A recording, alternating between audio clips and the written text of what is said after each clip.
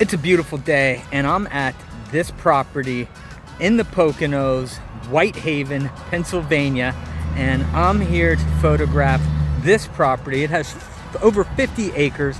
It has 2 ponds, lots of trails, lots of trees, and lots of nature. This place is prime. It's being listed. I'll have my information below. It's a must-see, guys. Can't wait to edit these pictures. Look at this pond. Ah, I remember that grass. We used to, what are those called? Cattails? We used to have awesome sword fights with them. Brings back a lot of memories. I love this property. There's a trail over there, and this is the road to get to the house. But more importantly, here's the second pond.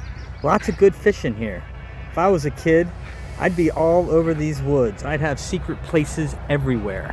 And this is where I'm parked. So I'm gonna get the drone up in the air and see what we can see.